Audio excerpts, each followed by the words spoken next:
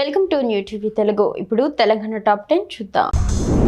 కుత్బుల్లాపూర్ నియోజకవర్గం Dundigal police station పరిధిలోని బౌరపేటలో Someshwara jewellers లో భారీ దొంగతనం జరిగింది.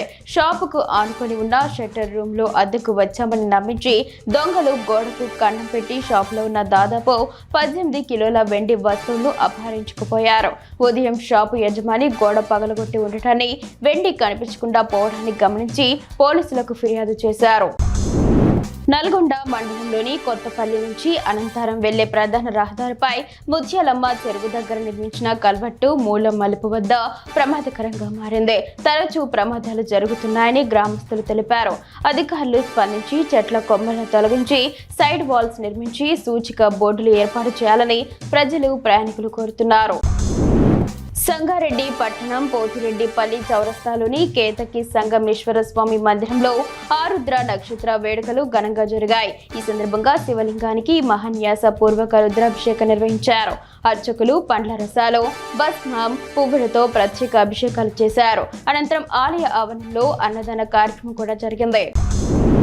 మెదక్, కామారెడ్డి జిల్లాల సరిహద్దులోని నిజాంపేట మండలం నందగోకుల్ బ్రిడ్జ్ కూలిపోయే దశకు చేరుకుంది. బ్రిడ్జ్ ఫ్లాబ్లలో పగులు ఏర్పడి ఇనుప రాడ్లు బయటకు కనిపిస్తున్నాయి. రెండు జిల్లాలను కలిపే ఈ ప్రధాన రహదారిపై రోజు వందలాది భారీ వాహనాలు వెళ్తూ ఉండటంతో స్థానికులు తీవ్ర భయాందోళనకు గురవుతున్నారు. బ్రిడ్జ్ కూలిపోతే పెను ప్రమాదం జరిగే అవకాశం ఉంది. మహబూబ్ నగర్ జిల్లా జడ్చర్ల నియోజకవర్గం మిర్జిల్ మండల కేంద్రంలోని ఈదమ్మ గుడి దగ్గర గ్రామ పంచాయతీ బోర్ నుంచి ఉదయం మోటార్ ఆన్ చేయకముందే కేజీ పైపు నుంచి నీరు పైకి ఉబ్బికి వస్తోంది.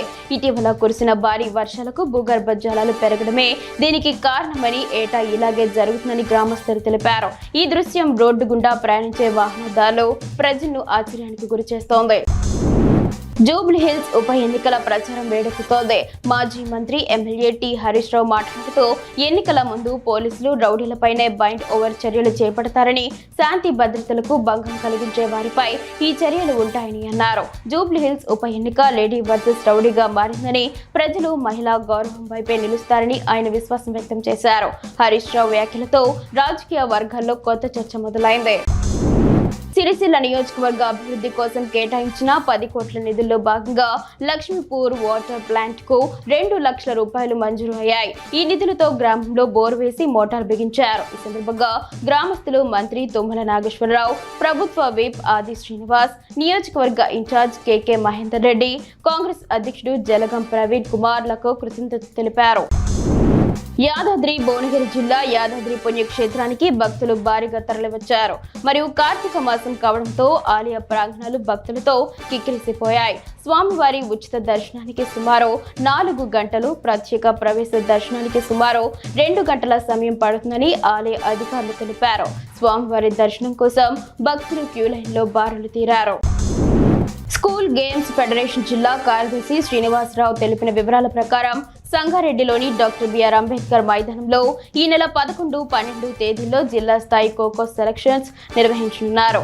బాల బాలికల అండర్ 14, 17 విభాగాల్లో ఈ ఎంపికలు జరుగుతాయి. 11వ తేదీన బాలులకు, 12వ తేదీన బాలికలకు ఎంపిక ప్రక్రియ ఉంటుంది. 28 మండలాల నుంచి ఎంపికైన విద్యార్థులు ఈ సెలక్షన్స్ కు హాజరు కావాలని సూచించారు. కార్తీక మాసం సందర్భంగా భద్రాచలం శ్రీ సీతారామచంద్ర స్వామివారి ఉప ఆలయమైన శ్రీ కాశీ విశ్వేశ్వర స్వామివారి ఆలయంలో ఉత్సవాలు భక్తి శ్రద్ధలతో కొనసాగుతున్నాయి. ఆలయ వేద పండితులు శ్రీ సన్యాసి శర్మ కార్తీక పురాణ ప్రవచనం నిర్వహించారు. ఈ కార్యక్రమానికి భక్తులు పెద్ద సంఖ్యలో హాజరై ఆధ్యాత్మిక స్ఫూర్తిని పొందారు. ఈ ఉత్సవాలు భక్తులకు ఆధ్యాత్మిక ఆనందాన్ని అందిస్తున్నాయి.